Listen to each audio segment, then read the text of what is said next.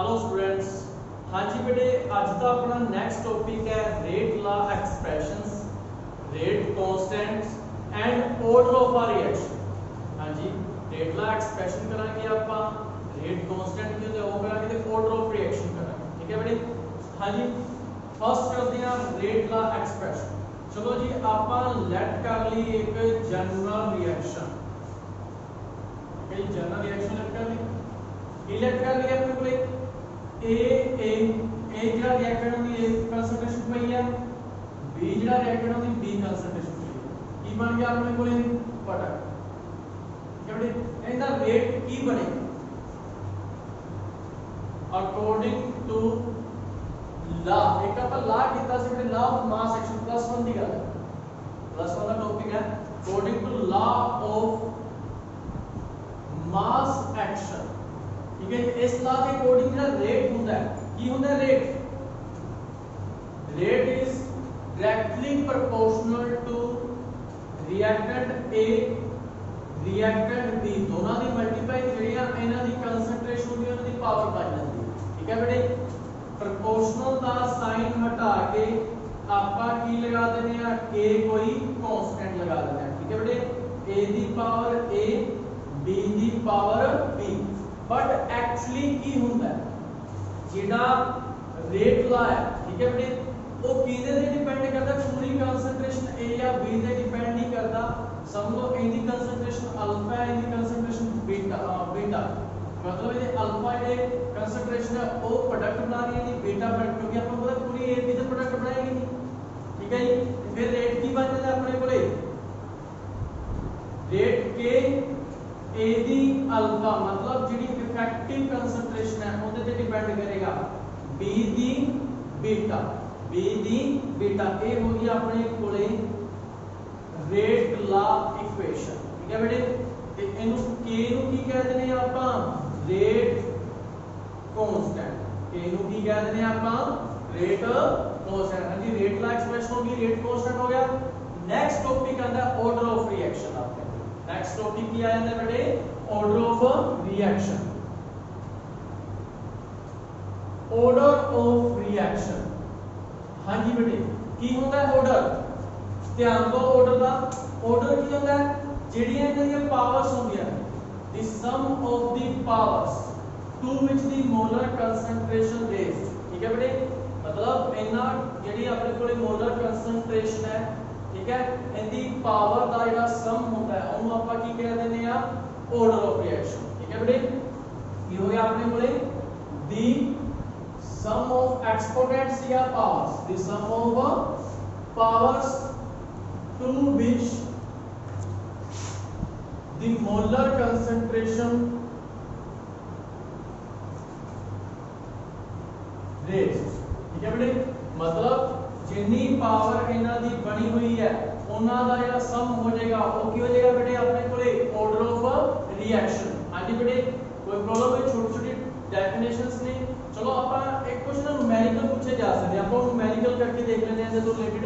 ठीक है, ਕੀ ਹੈ न्यूमेरिकल, देखो बेटे, जे ਆਪਾਂ ਨੂੰ ਦਿੱਤਾ ਹੋਏ ਕੀ ਦੇ ਰੱਖਿਆ ਆਪਾਂ ਨੂੰ, कह रहे हैं जी rate law for a reaction is found to be, कोई अपने को रेट लॉ दे रखा है, मतलब रेट दे रखा है, किसी भी रिएक्शन का रेट दे रखा है, कितना दे रखा है k NO2 नेगेटिव कोई पावर नहीं है जी, I नेगेटिव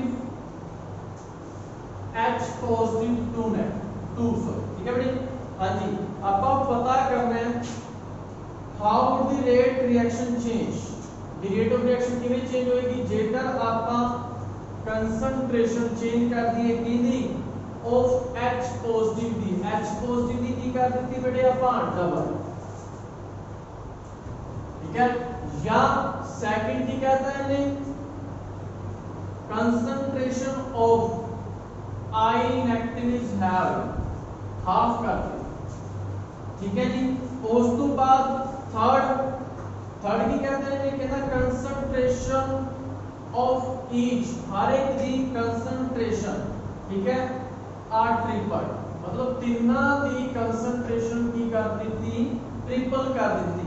ਤੇ ਕਹਿੰਦਾ ਕੀ इफेक्ट पेगा इन्हां दे ऊपर। ठीक है बेटे, आपां की करते हैं पहला इन्हां नूं थोड़ी सिंपल विच लिख लेंगे। ठीक है बेटे, सॉल्यूशन मतलब सपोज कर लेने हैं, लेफ्ट कर लेने हैं जेड़ा NO2 नेगेटिव है इंदा पे A मोल पर लीटर। ठीक है बेटे, ते जेड़ा HI नेगेटिव है समझो इंदा पे B मोल पर लीटर।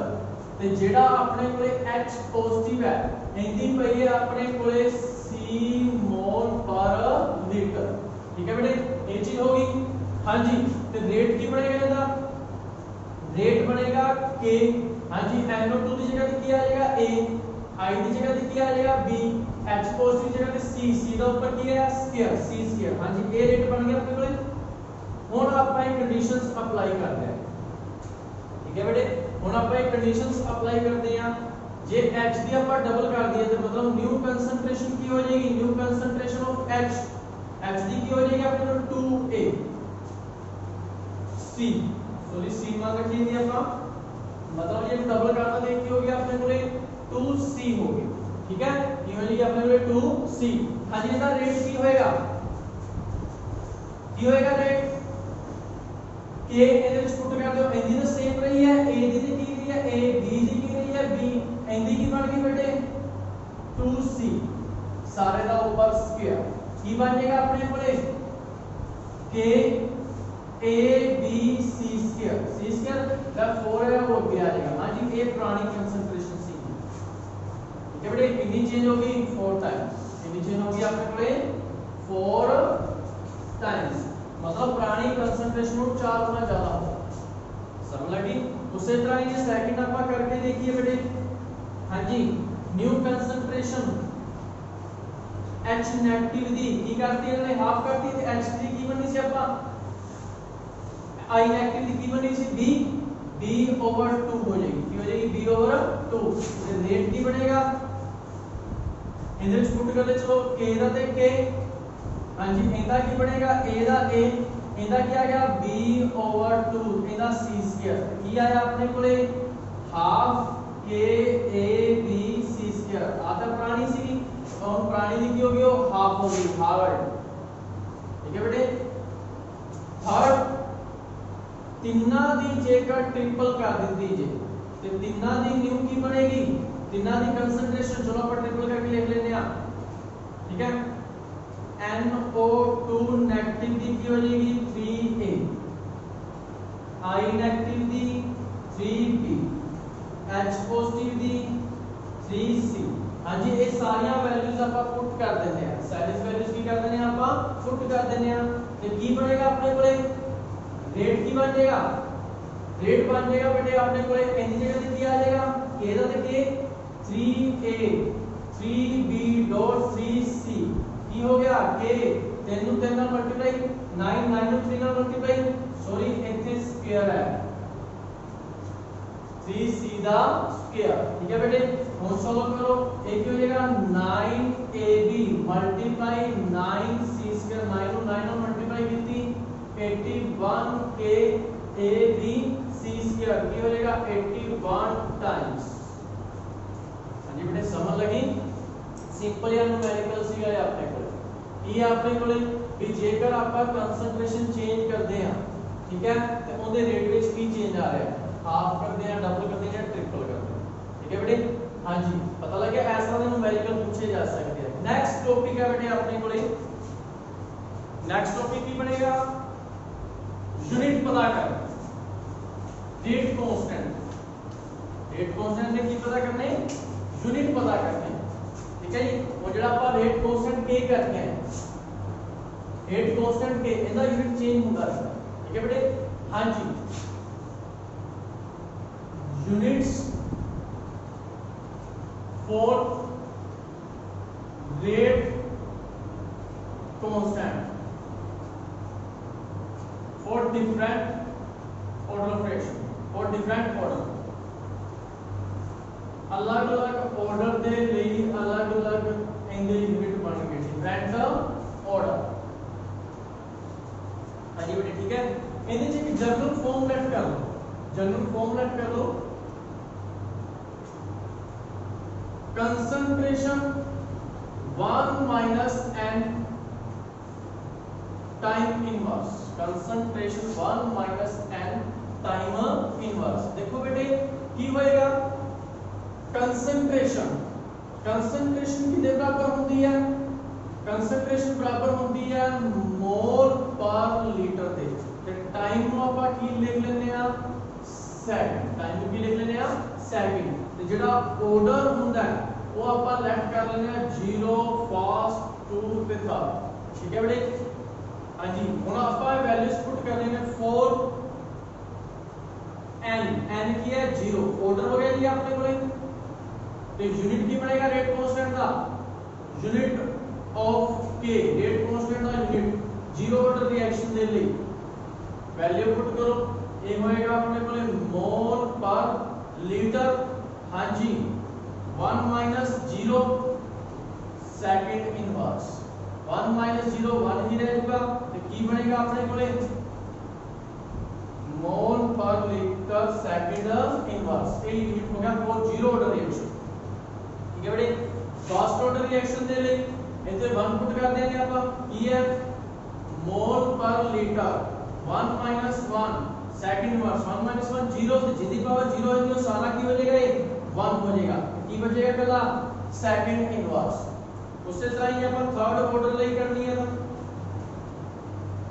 मोल पर litre 1 minus 2 second inverse, 1 minus 2 minus 1 value बचेगी, मतलब अंदर वाला दी जेडी पावर से चेंज हो जानी है, जेड़ा प्लस दा वो माइनस हो जाएगा, जेड़ा माइनस दा वो हो जाएगा प्लस दा, मतलब जेड़ा ऊपर पे आ नीचे डिवाइडेड चला जाएगा, जेड़ा डिवाइडेड पे ऊपर आ जाएगा, की बनेगा इसका मोल पर लीटर, मोल पर इनवर्स लीटर सेकंड इनवर्स, ठीक है बेटे। समझ लगे। इससे तरह ही थर्ड ऑर्डर की कर लेंगे अपन, इंपॉर्टेंट क्वेश्चन है बेटे, ये जनरल फॉर्म में याद रख लेनी है, ठीक है। किसी भी रिएक्शन का अपने कोलों और किसी भी रिएक्शन दे विच कोई भी किसी ऑर्डर रिएक्शन है उनके रेट कांस्टेंट का यूनिट पूछा जा सकता है, इंपॉर्टेंट है। मतलब what is the unit of rate constant for 0 order reaction, 0 order reaction में लिखी होएगा ए होएगा, और फर्स्ट ऑर्डर रिएक्शन ए होएगा, सेकंड ऑर्डर रिएक्शन ए होएगा। हां जी बेटे समझ लगी, इंपॉर्टेंट क्वेश्चन है। या तो कोई भी वैल्यू लिखी होगी, ठीक है, इनके सामने कुछ भी वैल्यू लगी है 1.6 * 10⁻3, ठीक है, मोल पर लीटर पर सेकंड। हां जी तो पूछ लेगा ये केड़े ऑर्डर रिएक्शन है, फिर ना यूनिट देख के आपको पता लगाओगे कि ये केड़े ऑर्डर रिएक्शन है, फर्स्ट ऑर्डर रिएक्शन है। हां जी जे इसे सेकंड इनवर्स लग गया यूनिट तो आपा की 0 ऑर्डर है, सेकंड इनवर्स लग गया तो आपा कहते हैं फर्स्ट ऑर्डर रिएक्शन, ठीक है बेटे, ध्यान रखना है ना। हां जी नेक्स्ट टॉपिक, नेक्स्ट बेटे डिफरेंस आया है, चलो इन्हें डिफरेंस कर लेना, सिंपल है, थ्योरी पार्ट ही है। Difference between rate of reaction, ठीक है, रेट ऑफ रिएक्शन ते rate constant and rate constant. हां जी डिफरेंस भी पूछा जा सकता है, difference between rate of reaction and rate constant, दोनों के बीच डिफरेंस की है, छोटा सा टॉपिक है, ये पूछा जा सकता है, ये भी करना, ठीक है बेटे। नेक्स्ट छोटी छोटी डेफिनेशंस ने आपने बोले बेटे, इन डेफिनेशन है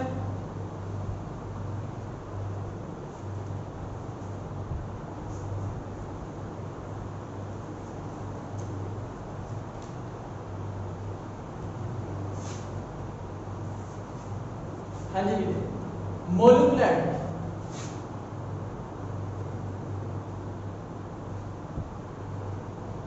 ऑफ रिएक्शन,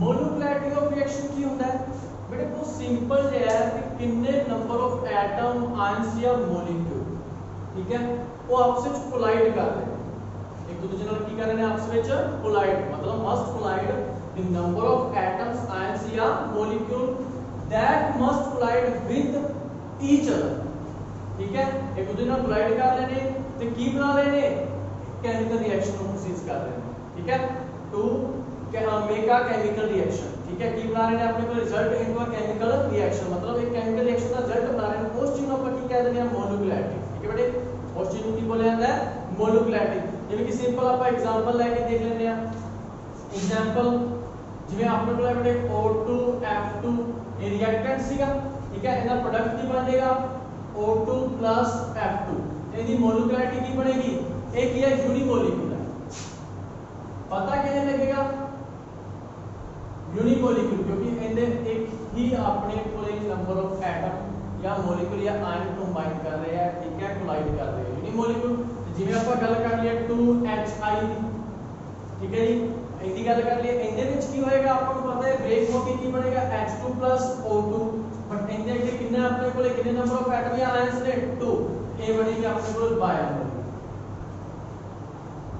ਕੀ ਬਣੇਗੀ ਆਪਣੇ ਕੋਲੇ ਬਾਇਓਮੋਲਿਕੂਲ ਇਹਨੂੰ ਹੀ ਮੋਲੂਕੁਲੈਰਿਟੀ ਬੋਲਿਆ ਜਾਂਦਾ ਜਾਂ ਆਪਾਂ ਕਹਿ ਸਕਦੇ ਹਾਂ ਜੇ ਆਪਣੇ ਕੋਲ ਹੋਰ ਐਗਜ਼ਾਮਪਲ ਲੈ ਲਈਏ ਤਾਂ ਆਪਾਂ 2NO O2 ਕੀ ਬਣੇਗਾ NO3 2NO3 ठीक है बेटे की बनेगा अपने कोले 2NO2 सॉरी हां जी ਇਹਦੇ ਵਿੱਚ ਮੋਲੂਕੁਲੈਰਿਟੀ ਦੱਸੋ ਕਿੰਨੀ ਬਣੇਗੀ 2NO O2 ਹੈ ਕੀ ਬਣ ਰਿਹਾ 2NO2 ਬਣ ਰਿਹਾ ਹੈ ਜੀ ਮੋਲੂਕੁਲੈਰਿਟੀ ਕਿੰਨੀ ਬਣ ਰਹੀ ਹੈ ਇਹਦੇ ਵਿੱਚ ਦੋ ਤਾਂ ਇਹਦੀ ਹੋਗੀ ਇੱਕ ਇਹਦੀ ਕੀ ਬਣ ਗਈ ਹੈ ट्रायमोलिक्यूल ਕੀ ਬਣ ਗਈ ਹੈ 3 ਹੈ ਇਹਦੇ ਵਿੱਚ 1C ਤੇ यूनिमोलिक्यूल 2C बायोमोलिक्यूल 3 है ਤਾਂ ट्रायमोलिक्यूल ठीक है मतलब मोलूकुलैरिटी की होती है द नंबर ऑफ एटम्स हो गए आयंस हो गए या molecule that must be collide with each other to result in a chemical reaction क्या बेटे समझ लगी मतलब कोई ने भी आप आपसे एटम आयंस एक दूसरे ਨਾਲ रिएक्ट कर रहे हैं तो आपको देखने ਨੂੰ ही पता चल रहा है ठीक है ਇਹਨਾਂ ਨੂੰ ਹੀ ਕੀ ਬੋਲ ਦਿੱਤਾ ਜਾਂਦਾ ਮੋਲੂਕੁਲੈਰਿਟੀ मतलब कितने एटम या आयन एक दूसरे ਨਾਲ रिएक्ट कर रहे हैं कोलाइड कर रहे हैं ਉਹਨੂੰ ਹੀ ਕੀ ਬੋਲਿਆ ਜਾਏਗਾ ਉਹਦੀ ਮੋਲੂਕੁਲੈਰਿਟੀ ਇੱਕ ਧਿਆਨ ਰੱਖਣਾ बेटे दो तरह की रिएक्शंस होंगे ने एक होंगे ने एलिमेंट्री एक होंगे ने अपने को कॉम्प्लेक्स ठीक है ਜਿਹੜੀ एलिमेंट्री रिएक्शंस होंगे ने they proceed only in one step ये सिर्फ एक ही स्टेप ਦੇ ਵਿੱਚ ਹੋ ਜਾਂਦੀ ਹੈ ਉਹਨਾਂ ਨੂੰ ਐਲੀਮੈਂਟਰੀ ਬੋਲਿਆ ਜਾਂਦਾ ਹੈ ਤੇ ਐਲੀਮੈਂਟਰੀ ਰਿਐਕਸ਼ਨਾਂ ਦਾ ਜਿਹੜਾ ਮੋਲੂਕੁਲੈਰਿਟੀ ਹੁੰਦੀ ਹੈ molecularity is equal to order of reaction मतलब जितनी मॉलिक्यूलरिटी उतना ऑर्डर होएगा ਇਹਦੇ ਵਿੱਚ ਪਰ ਜਿਹੜੀਆਂ ਕੰਪਲੈਕਸ ਹੁੰਦੀਆਂ ਨੇ ਇਹ ਕੀ ਹੁੰਦੇ ਨੇ ਦੇ ਪ੍ਰੋਸੀਡ ठीक है into number of steps जिन्ना ज्यादा नंबर ऑफ स्टेप्स लग सकते मतलब एक स्टेप ਦੇ ਵਿੱਚ ਕੰਪਲੀਟ ਨਾ ਹੋਏ ਇੱਕ ਤੋਂ ਵੱਧ ਸਟੈਪ ਦੇ ਵਿੱਚ ਕੰਪਲੀਟ ਹੋਏ ਉਹਨਾਂ ਨੂੰ ਆਪਾਂ ਕੀ ਕਹਿੰਦੇ ਆ ਕੰਪਲੈਕਸ ਰਿਐਕਸ਼ਨਸ ਇਹਨਾਂ ਵਿੱਚ ਮੋਲੂਕੁਲੈਰਿਟੀ ਇਹਦੇ ਬਰਾਬਰ ਆਰਡਰ ਆਫ ਰਿਐਕਸ਼ਨ ਦੇ ਬਰਾਬਰ ਨਹੀਂ ਹੁੰਦੀ ਠੀਕ ਹੈ ਜਿਹੜੀ ਮੋਲੂਕੁਲੈਰਿਟੀ ਹੁੰਦੀ ਹੈ ਆਰਡਰ ਆਫ ਰਿਐਕਸ਼ਨ ਦੇ ਬਰਾਬਰ ਉਹ ਨਹੀਂ ਹੁੰਦੀ ਸਮਝ ਲੱਗੀ ਬੇਟੇ ਹਾਂਜੀ ਤੇ ਹੋਰ ਕੀ ਹੋਏਗਾ ਇਹਦੇ ਵਿੱਚ ਆਪਣੇ ਕੋਲੇ और ਆਪਾਂ ਕੀ ਕਹਿ ਸਕਦੇ ਹਾਂ ਹਾਂਜੀ ਜਿਹੜਾ ਫਿਰ ਇਹਦਾ ਆਰਡਰ ਹੈ ਇਹਦੇ ਵਿੱਚ ਆਪਾਂ ਕਹਿਤਾ ਕਿ molecularity is equal to order of reaction but ਇਹਦਾ ਫਿਰ ਜਿਹੜਾ ਆਰਡਰ ਹੋਏਗਾ ਠੀਕ ਹੈ ਜੀ ਜਿਹੜਾ ਇਹਦਾ ਆਰਡਰ ਹੋਏਗਾ ਫਿਰ ਆਪਾਂ ਕਿਵੇਂ ਫਾਈਂਡ ਆਊਟ ਕਰਾਂਗੇ ਉਹਨੂੰ ਆਪਾਂ ਕਹਿ ਦਿੰਦੇ ਆ ਰੇਟ ਡਿਟਰਮਾਈਨਿੰਗ ਸਟੈਪ ਹਾਂਜੀ ਰੇਟ ਡਿਟਰਮਾਈਨਿੰਗ ਸਟੈਪ ਕਿਹੜਾ ਸਟੈਪ ਹੁੰਦਾ ਹੈ ਜਿਹੜਾ ਸਭ ਤੋਂ ਸਲੋਵੈਸਟ ਸਟੈਪ ਹੋਏਗਾ ਉਹਨੂੰ ਆਪਾਂ ਰੇਟ ਡਿਟਰਮਾਈਨਿੰਗ ਸਟੈਪ ਕਹਿੰਦੇ ਆ ਸਲੋਵੈਸਟ step in reaction slowest step in reactions is called slowest step in reaction को अपन ਕੀ कहते हैं rate determining step ठीक है बेटे rate determining step ਕਿਹੜਾ ਹੁੰਦਾ ਹੈ मतलब ਆਪਾਂ ਨੂੰ ਪਤਾ ਹੈ ਕਾਫੀ ਸਟੈਪ ਦੇ ਵਿੱਚ ਹੋਈ ਹੈ step first step second step third ਠੀਕ ਹੈ ਜੀ ਕਾਫੀ ਸਟੈਪ ਦੇ ਵਿੱਚ ਹੋਈ ਹੈ ਜਿਹੜਾ ਸਭ ਤੋਂ ਸਲੋਵੈਸਟ ਸਟੈਪ ਹੋਏਗਾ ਸਮਝ ਲਓ ਇਹ ਸਭ ਤੋਂ ਸਲੋਵੈਸਟ ਸਟੈਪ ਹੈ ਤੇ ਜਿਹੜਾ ਇਹਦਾ ਰੇਟ ਜਿਹੜਾ ਇਹਦਾ ਆਰਡਰ ਹੋਏਗਾ ਉਹ ਇਹਦੇ ਤੇ ਡਿਪੈਂਡ ਕਰੇਗਾ ठीक है बेटे समझ लगी ਇਹ ਸੀ ਆਪਣੇ ਕੋਲ ਕੰਪਲੈਕਸ ਰਿਐਕਸ਼ਨਸ ਦਾ ਠੀਕ ਹੈ ਇਹਦੇ ਵਿੱਚ ਆਪਾਂ ਕਹਿ ਸਕਦੇ ਹਾਂ ਜਿਵੇਂ ਕਿ ਆਪਾਂ ਕਹਿਤਾ ਵੀ ਆਪਣੇ ਕੋਲ ਇੱਕ ਸਾਈਕਲ ਵਾਲੀ ਫੈਕਟਰੀ ਹੈ ਉਹਦੇ ਅਲੱਗ-ਅਲੱਗ ਪਾਰਟ ਅਲੱਗ-ਅਲੱਗ ਜਗ੍ਹਾ ਤੇ ਤਿਆਰ ਹੁੰਦੇ ਆ ਠੀਕ ਹੈ ਸਮਝ ਲਓ ਸਾਰੇ ਪਾਰਟ 5 ਜਾਂ 10 ਮਿੰਟ ਤਿਆਰ ਹੁੰਦੇ ਨੇ ਬਟ ਜਿਹੜਾ ਉਹਦਾ ਹੈਂਡਲ ਹੈ ਉਹਨੂੰ ਤਿਆਰ ਹੋਣ ਦੇ ਵਿੱਚ 1 ਘੰਟਾ ਲੱਗਦਾ ਪਰ ਆਪਾਂ ਕਹਿ ਨਹੀਂ ਸਕਦੇ ਵੀ ਪੂਰਾ ਸਾਈਕਲ 5 ਜਾਂ 10 ਮਿੰਟ ਤਿਆਰ ਹੋ ਗਿਆ ਜਿੰਨਾ ਤੱਕ ਉਹਦੇ ਉੱਪਰ ਹੈਂਡਲ ਨਹੀਂ ਲੱਗੇਗਾ मतलब ਕੰਪਲੀਟ ਸਾਈਕਲ ਤਿਆਰ ਨਹੀਂ ਹੋਇਆ ਤੇ ਉਹ ਜਿਹੜਾ ਸਾਈਕਲ ਦਾ ਰੇਟ ਹੈ ਤਿਆਰ ਹੁੰਦਾ ਉਹ ਕਿਹਦੇ ਤੇ ਡਿਪੈਂਡ ਕੀਤਾ, ਸਭ ਤੋਂ ਸਲੋਐਸਟ ਸਟੈਪ ਤੇ, ਉਹਨੂੰ ਆਪਾਂ ਰੇਟ ਡਿਟਰਮਾਈਨਿੰਗ ਸਟੈਪ ਵੀ ਕਹਿ ਦਿੰਦੇ ਆ। ਸਮਝ ਲੱਗੀ ਬੇਟੇ? ਹਾਂਜੀ, ਤੇ ਇਹਦੇ ਵਿੱਚ ਇੱਕ ਤੁਸੀਂ ਡਿਫਰੈਂਸ ਕਰ ਲੈਣਾ, difference between order of reaction and